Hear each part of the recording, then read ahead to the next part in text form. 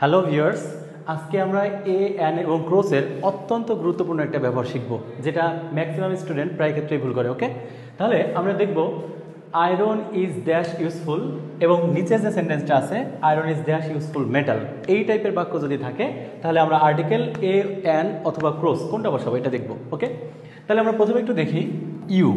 এই ইউ এর একটা ব্যাপার আছে যে ইউ এর উচ্চারণ যদি ইউ এর মতো হয় তবে তার পূর্বে এন না বসে এ বসে। আবার বলছি, ইউ এর উচ্চারণ যদি ইউ এর মতো হয় তবে তার পূর্বে এন না বসে কি বসে এ।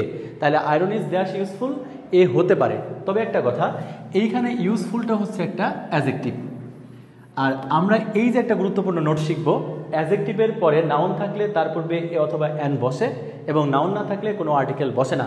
যেহেতু অ্যাজেক্টিভের পরে কোনো নাউন নাই, তাহলে এখানে চোখ বন্ধ করে আমরা ক্রস বসাবো, অর্থাৎ iron is dash useful, iron is cross.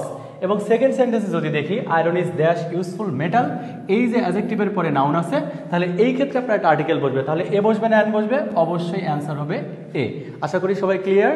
যদি আমাদের ভিডিও ভালো লাগে অবশ্যই আমাদের চ্যানেলটি সাবস্ক্রাইব করবেন এবং বেল আইকনে ক্লিক করে আমাদের চ্যানেলের পাশে থাকবেন। Thank you.